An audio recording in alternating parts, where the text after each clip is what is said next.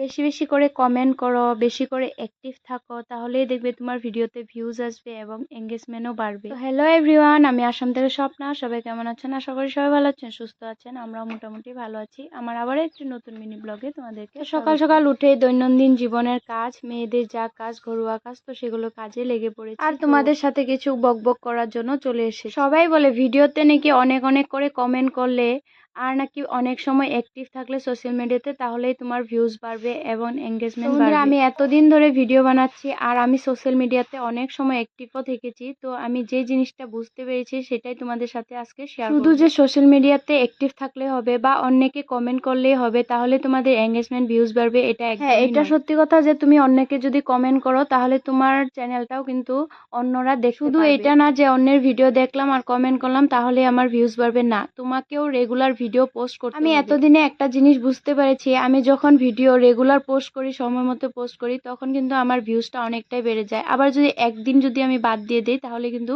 আমার ভিউজটা কমে যায়, ভিউজ এঙ্গেজমেন্ট সবটাই কমে একদম লাল হয়ে যায়। অর্থাৎ আমি সময় মতো ভিডিও পোস্ট না করলে অন্যের ভিডিও দেখে অ্যাক্টিভ থাকলেও কোনো লাভ নেই। আর এটা শুধু যে ফেসবুকের ক্ষেত্রে এমনটা নয়, এটা কিন্তু ইউটিউবের ক্ষেত্রেও সেম। কারণ আমি ইউটিউবে ভিডিও আপলোড না করি তারপরের দিন কি একদম ভিউজ কমে যায়, কোনো দিন এমনটা হয় যে একদম নো ভিউজ দেখায়। যাই হোক, আমার যেহেতু একটু ছোট্ট বাচ্চা আছে তাই কিন্তু আমি ভিডিও করলেও কোনোদিন ভিডিও এডিট করতে পারি না এবং ভয়েস দিতে পারি না, যার জন্য সময় মতো ভিডিও পোস্ট করতে পারি না। তো আমি তোমাদেরকে বলবো, যদি পারো তাহলে রেগুলার ভিডিও পোস্ট করো, তাহলে তোমাদের ভিউজ এঙ্গেজমেন্ট সবটাই বেড়ে যাবে। তো আজকের মিনি ব্লগটা এই পর্যন্ত, দেখা হবে পরবর্তী ভিডিওতে। আজকের জন্য টাটা, বাই বাই।